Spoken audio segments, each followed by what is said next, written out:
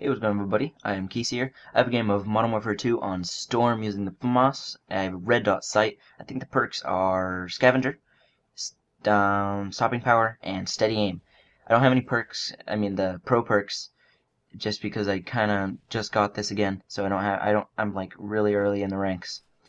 This gameplay, I don't really want to talk about the gameplay too much, really, that I've come to the realization that this game's pretty much dead in the sense of there's no really new tips that I can give, so why bother? I'm going to try to talk about something new, venture away from what I've normally done, and start talking about something, outside of Call of Duty. So here's a scenario. In school, we have these six-day cycles in my school. It's basically day one. Let's say I come to school on a Monday, and it's a day one. And then I come to school on Tuesday, it's a day two.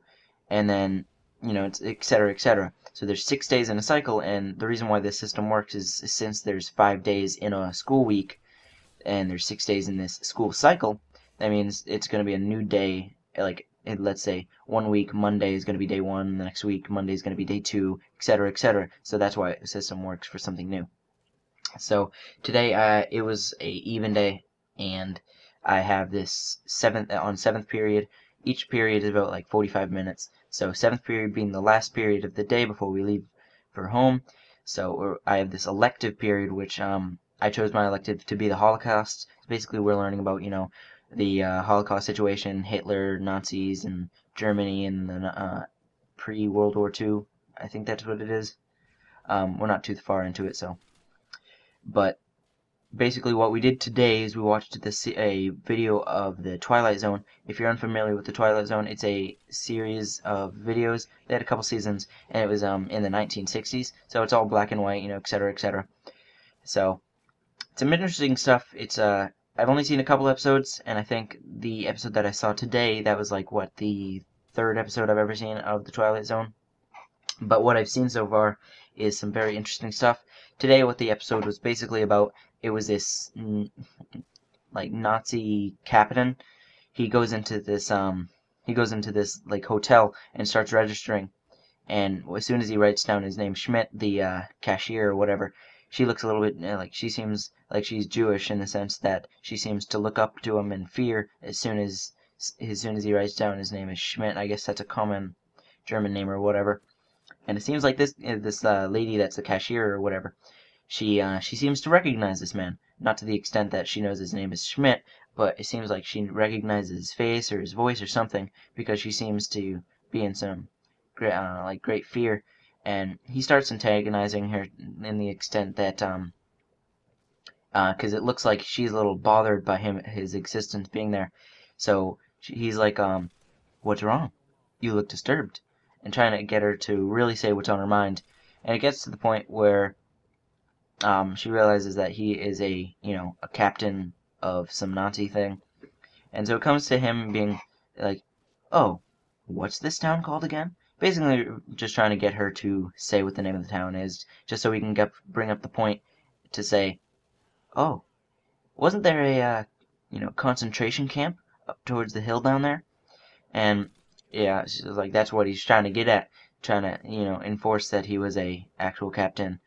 So it comes to that extent, and then after a little bit of talking there, it pans over to this concentration camp that they were talking about earlier. Basically, it's like 5 buildings in this one little area. It's barbed wire fenced, caged in with some old doors made of wood. It doesn't really seem like it would hold up anymore. Might have been more better for what they had it before. So basically it comes to this guy, he's walking around the little concentration camp having some memories. He comes to this guy, he goes in and he starts looking around, having his memories. He goes into this detention hall and he looks down into this pit and has this memorization of where he had some guy in there basically antagonizing him, being, come on, you're still hungry? You're still thirsty? We fed you 5 days ago. Can't go a little 5 days without some food and water? So it comes to that, and obviously I don't think anybody would want to go that long without any food or water. But that's really the extent of the struggle, what these people had to go through. They had very poor conditions. They'd be killed from malnutrition, overwork, very, very poor conditions in there. They didn't really care about the conditions. They were just going there to kill them for this master race the Nazis were really looking for. So basically, it comes to that, and he turns around and he sees the actual person. This isn't him imagining anymore. He sees the person that was in the pit. He turns around and starts talking to this man. The man starts talking back. So he assumes that it's an actual figure.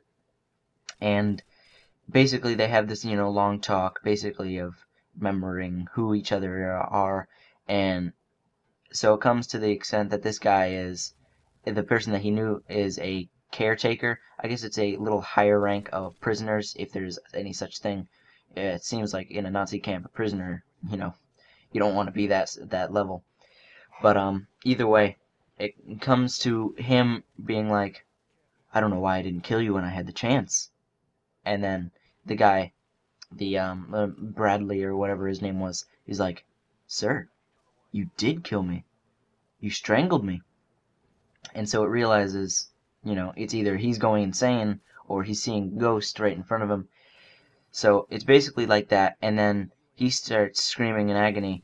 Well, not like in pain, but in screaming in fear, and he starts backing up into this corner because a few seconds before that, he turns around to look at the gate that he had previously walked into, the way that he got back into the concentration camp. That gate had got shut and got like the latch that would lock it, that like locked on its own. So as he starts running over, he tries to like break the door down or whatever, and it didn't work. So he starts, he gets like crawling down, not like that, but he gets on his knees and stuff, on the door, and he starts like crying. And then he's like, goes him slightly like closing his eyes, and then when he opens up his eyes again, he's in a completely new room. He's in a courthouse of this little 5-house concentration camp. I guess they have a courthouse in there. So he's in the courthouse, and he opens his eyes. First thing he sees is Bradley, and then he looks over, and he sees maybe like 20, 30 other prisoners that he would have noticed beforehand. And keep in mind, this concentration camp is 15 years old. This thing, went out, isn't even in action anymore. Is 15 years old. 15 years that they haven't, had any prisoners in there. And for there to be 20 to 30 prisoners waiting for him seems a little bit suspicious. And the whole fact that, why would that happen? Are these even real people that he's seeing?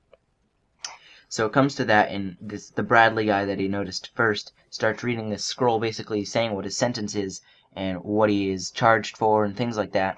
So he starts crying over again in this doorway that he had first woken up into, and he wakes up again and notices all the 20, 30 people. They're not there anymore, and I was just him and Mr. Bradley in the same courthouse. And so Mr. Bradley's like, so, are you ready to serve your sentence? And then it comes to the realization that Mr. Schmidt, or whatever his name is, he realizes that how is one man supposed to reinforce this, because this guy wants to give revenge or justice, as he worded it, to try to get him in, like, hanging him from his wrists and try to burning him to some extent. And then it comes to him realizing that this guy can't enforce it at all. It's one man versus, me. So I guess he was kind of forgetting the whole fact that this guy is probably like a ghost or something. So he starts screaming in a dark, maniacal laugh and punches a hole through a window, and realizes that he can get out at any point. He tries to make a break for it again, and I guess it cuts off to him.